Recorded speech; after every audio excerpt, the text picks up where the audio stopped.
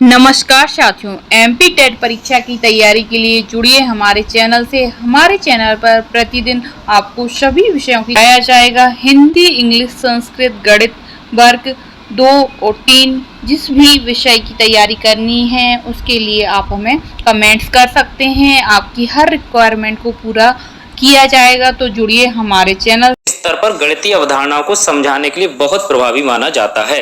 Primary level पे जो math पढ़ाने की जो टेक्निक्स कह सकते हैं या अवधारणा को समझाने के लिए एक तरीका कह सकते हैं, वो ईएलपीएस है, जिसमें आप अलग अलग इनका मतलब समझेंगे। जैसे ई का मतलब है एक्सपीरियंस।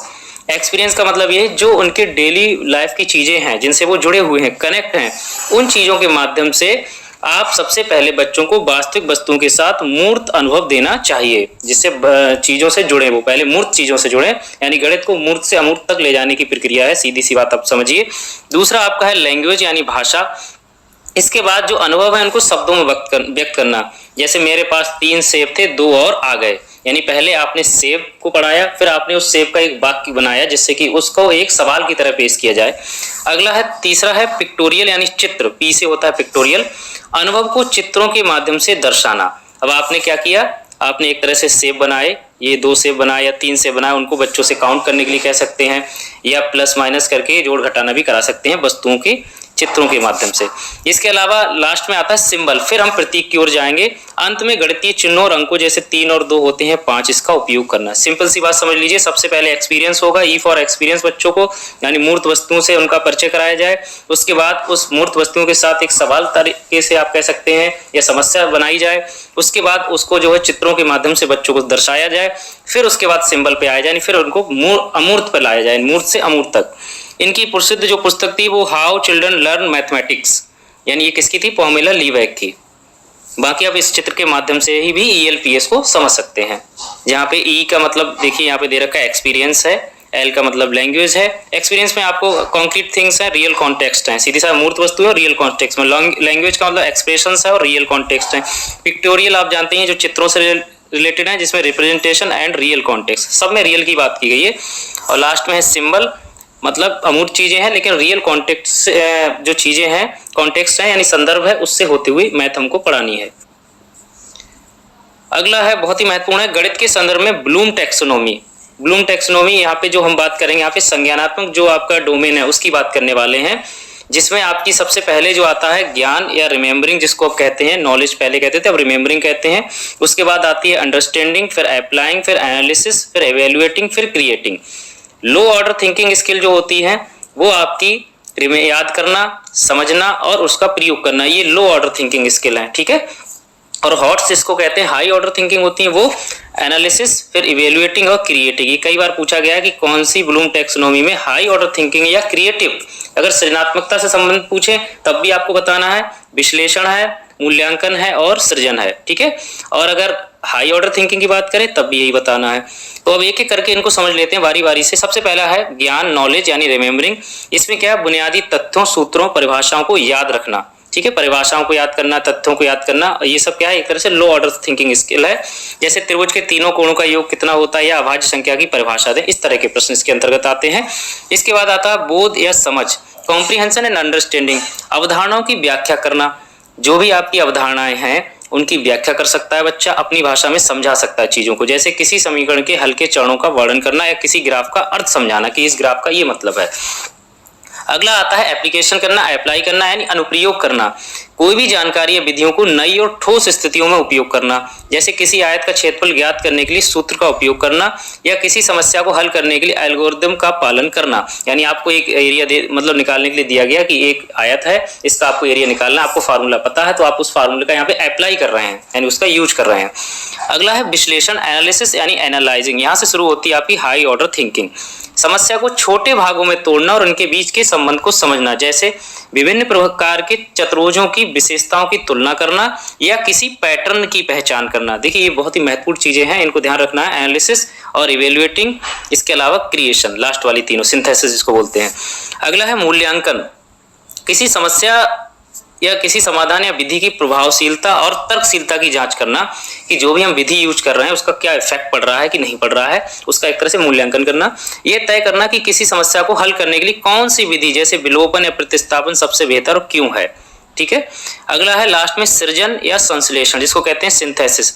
नए विचार विकसित करना, विभिन्न सूचनाओं को जोड़कर नई समस्या बनाना। देखो विश्लेषण में छोटे भागों में तोड़ना होता है, सिंथेसिस यानी संश्लेषण में क्या होता है, नई समस्या का बनाना, यानी छोटी छोटी चीजों को जोड़कर नई समस्या बनाना। एक तरह से ऐसा समझ लीजिए जैसे अपनी स्वयं की गणितीय पहेली बनाना या किसी दिए गए डेटा के आधार पर नया मॉडल तैयार करना, यानी नई चीज का क्रिएशन करना।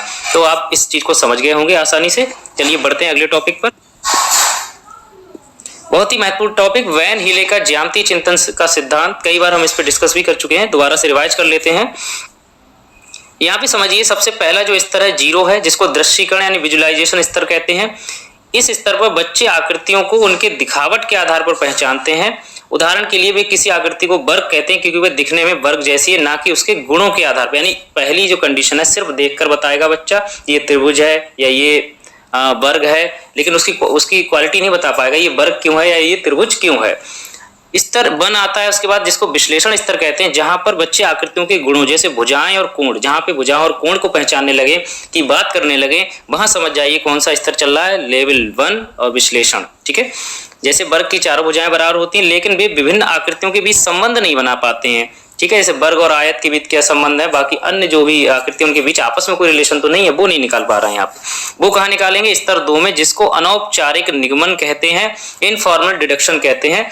एक तरह से यहाँ से अमूर्तता शुरू होती है, जिसको अमूर्तता भी कहते हैं।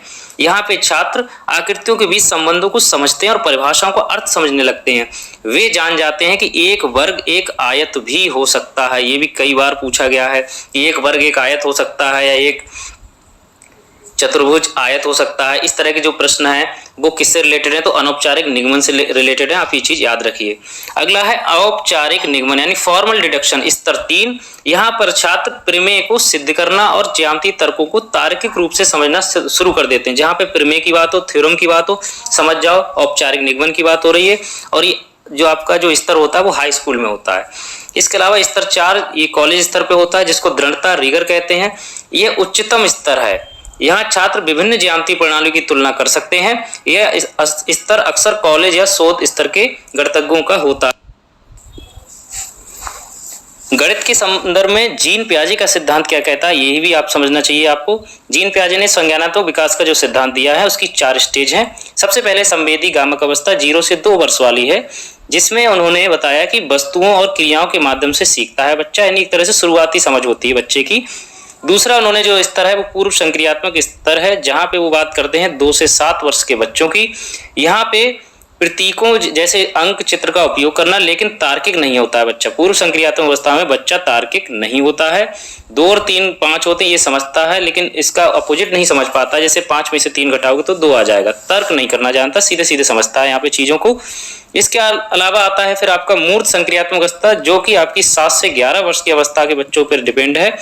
यहाँ पे कॉन्क्रीट ऑपरेशनल स्टेज इसको कहते हैं। तार्किक सोच विकसित होती है, संरक्षण आकार बदलने पर मात्रा समान रहती है और उत्क्रमणीयता जैसे 2 और 3 5 होते हैं, 5 में से 3 गए 2 बचेंगे के रूप में पलटना सीखते हैं, जो गणित के लिए महत्वपूर्ण है।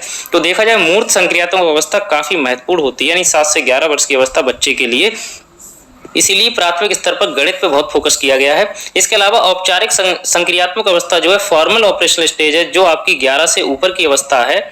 यहाँ पे क्या है, अमूर्त और जटिल गणितीय समस्याओं को हल करना, जैसे बीजगणित और अनुपात, इनके बारे में आप कर सकते हैं। इसी से जुड़ी हुई जैसे कभी कभी प्रश्न पूछ लेते हैं, विभाजनात्मक अवस्था क्या होती है संख्याओं से संबंधित, तो आप बताएंगे वर्गीकरण और बंटवारे से संबंधित होती है। जैसे 10 चॉकलेट को 5 लोगों में अगर बराबर बांट ले रहा है बच्चा, तो वो कौन सी अवस्था में, विभाजनात्मक अवस्था में है। इसके अलावा संक्रियात्मक अवस्था में क्या है, तार्किक चिंतन बच्चा करने लगता है। जैसे ये समझना कि ए बी से बड़ा है, इसी तरह बी यहाँ पे सी से बड़ा है तो ए सी से बड़ा होगा। इसके अलावा जो संक्रियाएं होंगी, गणितीय संक्रियाएं होंगी, वो भी यहाँ पे कर लेगा, वो जोड़ घटाना गुणा भाग जो भी है वो भी यहाँ पे कर सकता है वो। इसके अलावा परिमाणात्मक जो अवस्था होती है उसमें मात्रा की स्थिरता, जैसे चौड़े गिलास का पानी ऊंचे गिलास में डालने पर भी मात्रा का वही रहना, यानी परिमाण से संबंधित जो भी अवस्था होगी वो परिमाणात्मक अवस्था होगी। अब बात कर लेते हैं डीन्स का सिद्धांत। जॉल्टन डीन्स ने जो थ्योरी दी है, आप डीन्स ब्लॉक देखते हैं जिसमें एक होता है आपका 1000 वाला, इसके अलावा एक आपका टेंस वाला होता है, या 100 वाला, फिर होता है आपका टेंस वाला, फिर होता है आपका वंस वाला। एक तरह से इकाई, दहाई, सैकड़ा, हजार इनको दिखाने के लिए ये ब्लॉक्स होते हैं।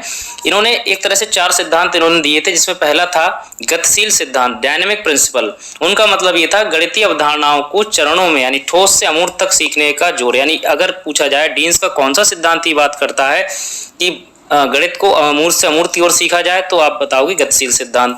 अवधारणात्मक परिवर्तनशीलता या बोधात्मक परिवर्तनशीलता भी आता है। यहाँ पे समान अवधारणा को अलग अलग सामग्रियों के माध्यम से समझाना, ये कई बार पूछा गया है। जैसे जोड़ सिखाने के लिए गेंद, ब्लॉक आदि का प्रयोग करना। यानी जब एक ही अवधारणा को कई विभिन्न वस्तुओं से द्वारा समझाया जाता है तो उसको बोलते हैं अवधारणात्मक परिवर्तनशीलता या बोधात्मक परिवर्तनशीलता। याद रखना। तीसरा है गणितीय परिवर्तनशीलता, अवधारणा के विभिन्न पहलुओं का पता। और आगे अगर अगला स्टेप देखें तो अवधारणा के विभिन्न पहलू आपको पता होने चाहिए। लास्ट में रचनात्मक सिद्धांत, विश्लेषण से पहले रचनात्मकता या निर्माण पर जोर। एक और महत्वपूर्ण है आपके जॉर्ज पॉलिया। तो जॉर्ज पॉलिया ने कौन सा सिद्धांत दिया? समस्या समाधान का सिद्धांत दिया। उनकी प्रसिद्ध पुस्तक कौन सी थी? How to solve it. इन्होंने गणितीय और सामान्य समस्याओं को सुलझाने के लिए 4 प्रमुख चरणों की रूपरेखा दी। कौन से 4 चरण है समस्या को सुलझाने के लिए? सबसे पहले समस्या को समझना कि वास्तव में समस्या क्या है और समस्या के अंदर क्या छुपा हुआ है, क्या कहना चाह रही है। इसके अलावा बात आती है योजना बनाना, प्लानिंग करना, उसी के अकॉर्डिंग आपको प्लानिंग करनी है। फिर योजना को लागू करना, जो आपने प्लान किया उसको एग्जीक्यूट करना है, लागू करना है। लास्ट में आपको पुनः जांचना कह सकते हैं या समाधान की समीक्षा भी करनी है कि आपने जो काम किया वो ठीक किया या नहीं किया। अब बात कर लेते हैं एनसीएफ 2005 में गणित शिक्षण के उद्देश्य। एक तो संकीर्ण उद्देश्य है, दूसरे हैं व्यापक उद्देश्य। संकीर्ण उद्देश्य में जैसे संख्यात्मक कौशल है, संख्या संचालन, माप, दशमलव और प्रतिशत जैसी बुनियादी अवधारणाओं में दक्षता विकसित करना है। इसके अलावा दैनिक जीवन की समस्याओं को समझने और हल करने के लिए गणित का उपयोग करना, जैसे कि अंकगणित और क्षेत्रमिति। कौशल विकास, गणना करना और संख्या संबंधी कौशल विकसित करना। देखा जाए तो जो संकीर्ण उद्देश्य है वो आपके फैक्चुअल हैं एक तरह से, और जो व्यापक उद्देश्य हैं, ब्रॉड एम्स हैं, उनमें आता है जैसे गणितीकरण। ये बहुत इंपॉर्टेंट है, कई बार पूछा कि एनसीएफ 2005 की सबसे महत्वपूर्ण बात क्या है कि बच्चों की सोच का गणितीकरण करना। ठीक है, बच्चे की प्रचार प्रक्रिया का गणितीकरण करना। इसके अलावा तर्क और प्रमाण, मान्यताओं को तार्किक निष्कर्ष तक पहुंचाना, तार्किक रूप से सोचना। समस्या समाधान, ये भी बहुत महत्वपूर्ण चीज है। इसके लिए एक दृष्टिकोण विकसित करना और समस्या प्रस्तुति कौशल को बढ़ावा देना। सबसे मेन उद्देश्य तो यही है, बच्चों का प्रॉब्लम सॉल्विंग एबिलिटी उनके अंदर आ जाए। इसके अलावा अमूर्तता, क्योंकि मूर्त से अमूर्त जा रहे हैं तो अमूर्तता को कैसे बच्चे संभालें, तो उसके लिए उनके लिए पहले विजुलाइज कराएंगे चीजों को धीरे धीरे, तब उनको अमूर्त की ओर ले जाएंगे जिससे उनके कॉन्सेप्ट क्लियर रहें। इसके अलावा गणित के बारे में बात करना, गणितीय बातचीत जिसको कहते हैं, संवाद करना और मिलकर काम करना सीखना, यानी ग्रुप एक्टिविटीज के माध्यम से गणित को सिखाना। और गणित से जुड़ाव, गणित का भय खत्म करना है बच्चों के अंदर। जो फैक्चुअल डाटा है उससे कैसे जुड़े बच्चे आसानी से जुड़ सकें, जिससे कि अमूर्त रूप से उनसे जुड़ने में सहायक हों। इसके अलावा विश्लेषण, तार्किक रूप से सोचने, विश्लेषण करने और स्पष्ट करने के लिए वांछनीय दृष्टिकोण विकसित करना।